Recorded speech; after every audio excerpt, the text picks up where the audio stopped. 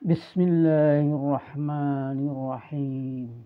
Assalamualaikum warahmatullahi wabarakatuh. Alhamdulillahi rabbil alamin ala nikmatil iman wal islam.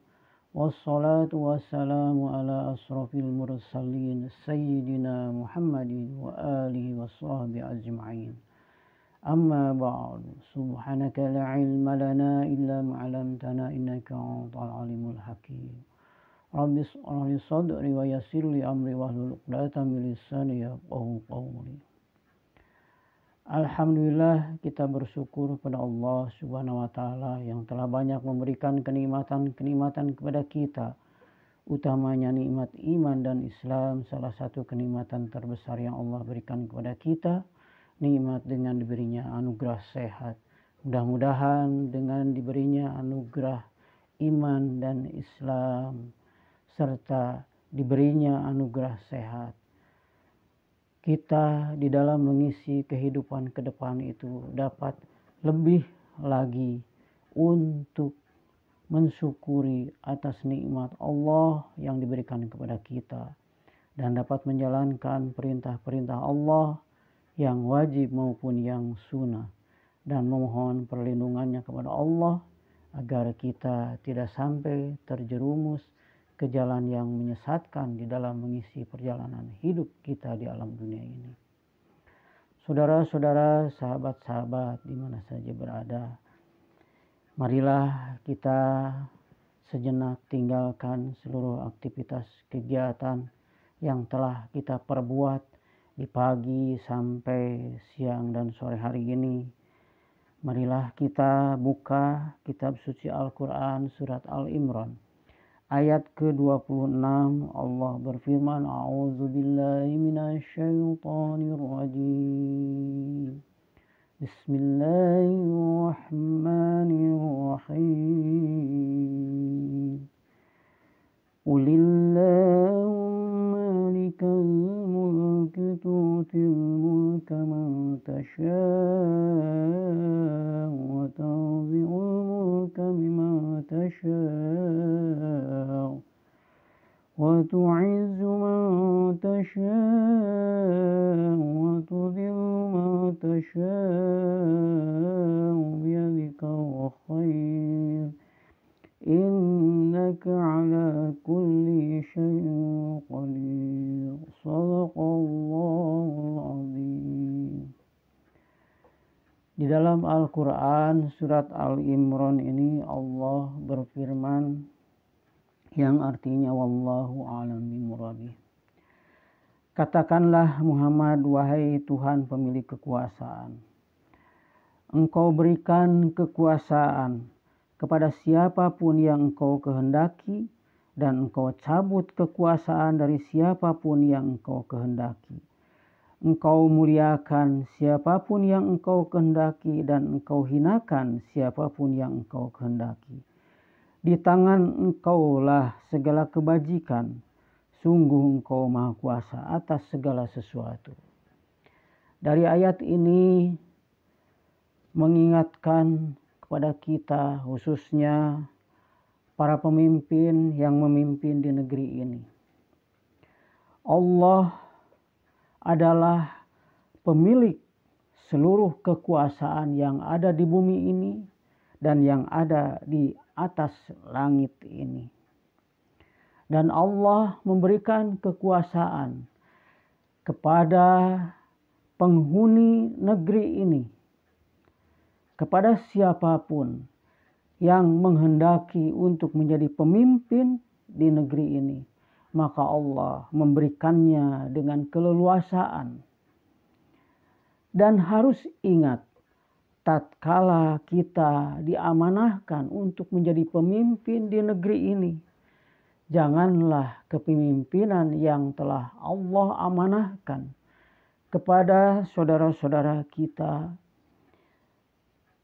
untuk dipergunakan melampiaskan hawa nafsu yang didorong oleh bisikan iblis, setan yang menjerumuskan ke jalan yang menyesatkan. Kita bisa lihat pada saat-saat sekarang ini, kenapa banyak para pejabat yang terjerumus ke jalan yang merugikan kepada dirinya, bahkan merugikan kepada keluarga dan orang banyak di sekitarnya. Karena di dalam kolbunya tidak tertanam rasa takut kepada Allah yang telah memberikan amanah untuk menjadi pemimpin di negeri ini. Sehingga banyak para pejabat yang terjerumus menguras harta kekayaan yang Allah berikan, yang Allah titipkan kepada saudara-saudara kita. Dikuras, dikorup hanya untuk mementingkan kepentingan pribadi, kelompok, golongan, serta keluarganya. Dari ayat ini menjadi peringatan agar sadar jangan sampai kita diamanahkan oleh Allah untuk menjadi pemimpin di negeri ini, tetapi menyalahgunakan dari kepemimpinannya. Sehingga Allah menghinakannya. Banyak saudara-saudara kita yang menjabat di negeri ini dihinakan oleh Allah Subhanahu wa taala tatkala berkuasa dengan semena-menanya menguras harta kekayaan, melampiaskan hawa nafsunya, tidak ingat bahwa satu saat harta kekayaan yang dikurasnya itu akan hilang dan lenyap kembali dari perolehan yang telah diusahakannya, dikarenakan salah jalan dan tidak sesuai dengan kehendak Allah Subhanahu wa taala. Kunci agar kita dimuliakan oleh Allah Subhanahu wa taala dalam hidup ini, takutlah kepada Allah Subhanahu wa taala. Cintailah kepada Allah Subhanahu wa taala yang telah memberikan segala-galanya kepada kita. Perlu kita sadari bahwa kita dihidupkan di alam dunia ini oleh Allah Subhanahu wa taala. Dan perlu kita sadari bahwa yang memberi rezeki kepada kita hanyalah Allah Subhanahu wa taala. Kita sebagai umat manusia yang diciptakan oleh Allah, hidup di alam dunia ini hanyalah satu yang dikehendaki oleh Allah, yaitu beribadah, mengabdi kepada Allah Subhanahu wa taala. Setelah kita melaksanakan perintah ibadah, kita pun harus mensyukuri atas nikmat-nikmat yang Allah berikan kepada kita. Di dalam Al-Quran Surat Al-Imran ayat ke-31 Allah berfirman kembali. A'udzu billahi minasyaitonir rajim. Bismillahirrahmanirrahim. Qul in kuntum tuhibbunallaha fattabi'uni yuhibbukumullahu wa yaghfir lakum dzunubakum wallahu ghafurur rahim. Yang artinya wallahu a'lam bimuradi. Katakanlah Muhammad, jika kamu mencintai Allah, ikutilah aku. Niscaya Allah mencintaimu dan mengampuni dosa-dosamu. Allah Maha Pengampun, Maha Penyayang. Mudah-mudahan saudara-saudara kita yang pada saat sekarang ini belum mencintai kepada Allah Subhanahu wa taala, belum merasa takut kepada Allah Subhanahu wa taala, sadarlah bahwa kita berada di dalam genggaman Allah Subhanahu wa taala dalam hidup di alam dunia ini. Kalau kita mencintai Allah dan merasa takut kepada Allah, insya Allah Allah pun akan mencintai kita dan mengampuni dosa-dosa kita. Dan harus disadari, dosa dan kesalahan yang telah kita perbuat selama dalam perjalanan hidup yang telah kita lalui. Haruslah kita memohon ampunan dengan sungguh-sungguh taubatan nasuha. Tidak akan mengulangi kembali atas perbuatan, dosa dan kesalahan yang merugikan kepada diri kita, apalagi merugikan kepada orang lain. Dan marilah kita di dalam mengisi perjalanan hidup di alam dunia ini untuk mentaati Allah dan mentaati Rasulullah SAW yang telah ditugaskan oleh Allah untuk membimbing kepada umatnya ke jalan yang benar, ke jalan yang lurus, mengikuti sunnah-sunnahnya baginda Rasulullah SAW. Sebagaimana di ayat yang ke-32 surat Al-Imran. A'udzu billahi minasyaitonir rajim. Bismillahirrahmanirrahim. Qul atii'ullaha war rasul fa in tawallaw fa innallaha la yuhibbul kafirin. Katakanlah Muhammad, taatilah Allah dan Rasul. Jika kamu berpaling, ketahuilah bahwa Allah tidak menyukai orang-orang yang kafir.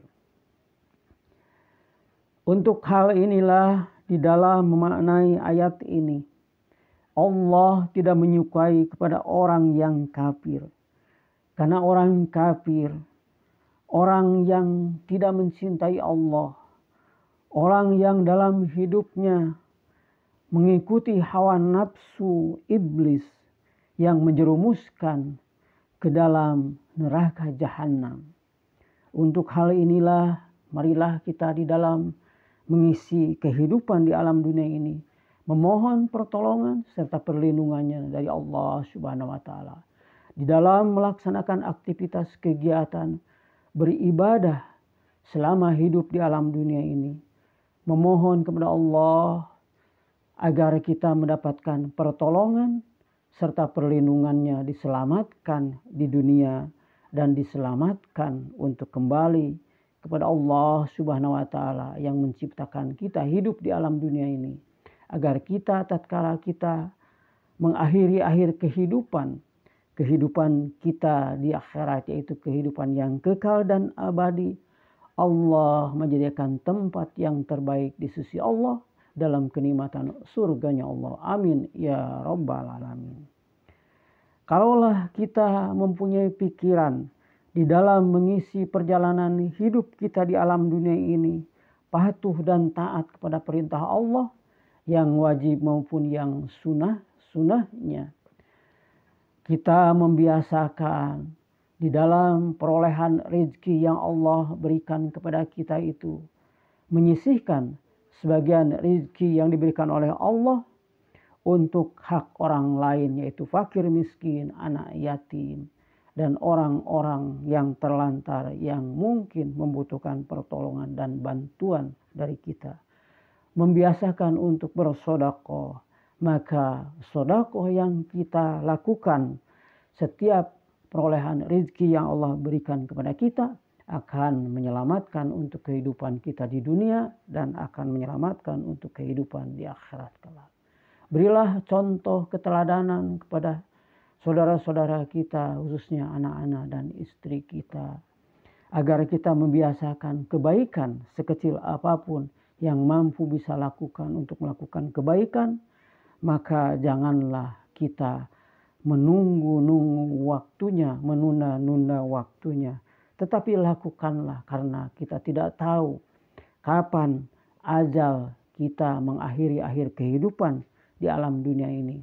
Tetapi kalau kita sudah membiasakan melakukan kebaikan setiap detik, setiap saat, mensyukuri atas nikmat Allah yang Allah berikan kepada kita, insya Allah kehidupan kita itu akan terjaga, dilindungi oleh Allah, dan Allah akan memberikan keberkahan, keselamatan hidup di dunia dan di akhirat.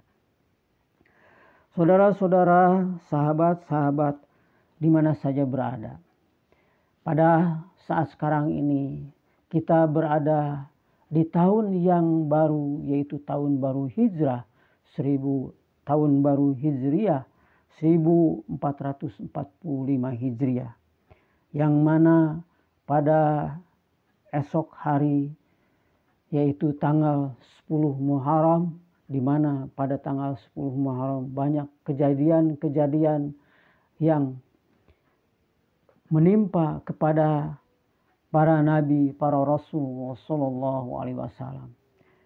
Maka dianjurkan kepada umat muslim untuk melaksanakan ibadah saum sunnah di tanggal 10 Asyura.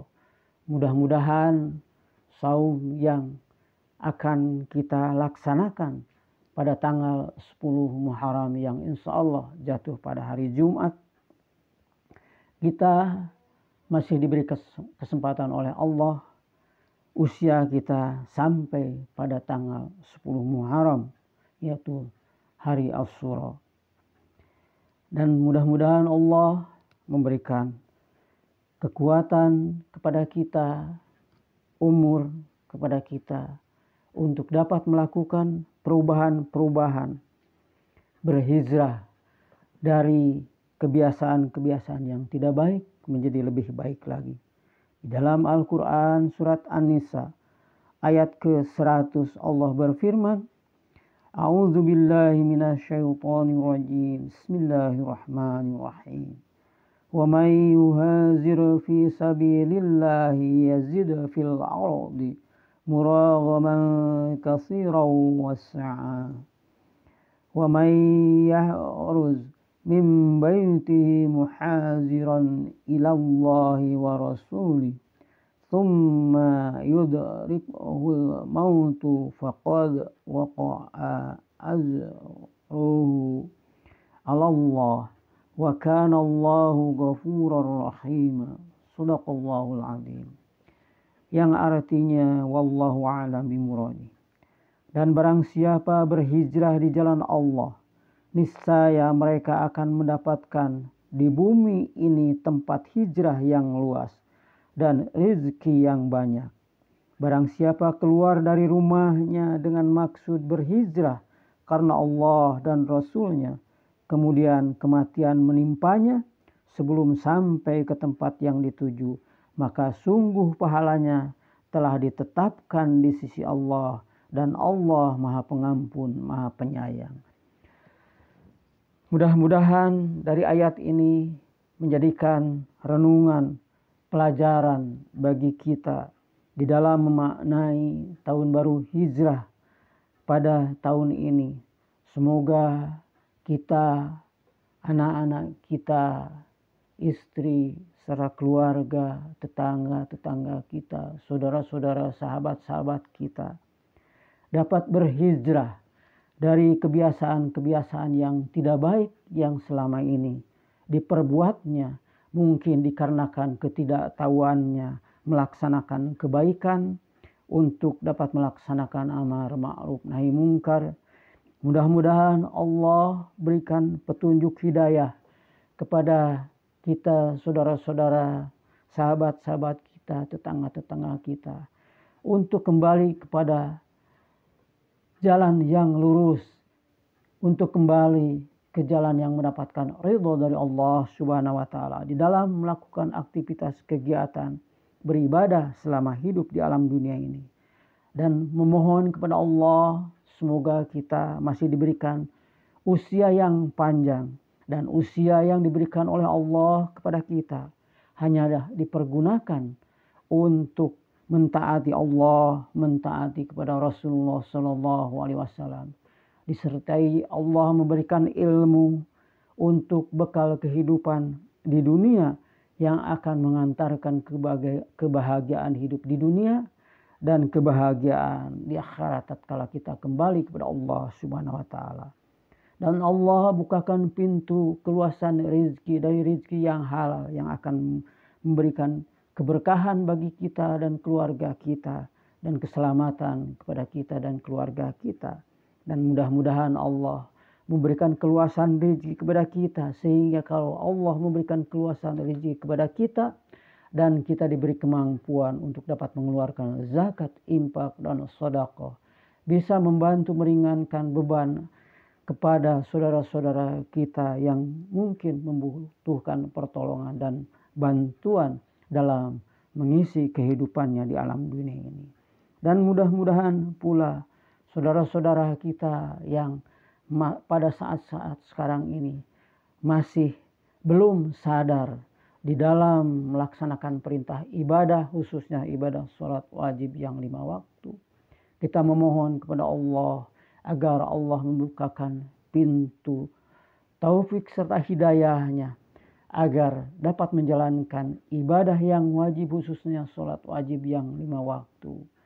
Membiasakan membaca kitab suci Al-Quran, memaknai isi kandungannya, serta dapat membacanya dengan baik dan benar, serta diberikan kemampuan untuk dapat mengamalkannya setiap apa yang kita pelajari dari setiap ilmu, khususnya di dalam memaknai isi kandungan dari kitab suci Al-Quran.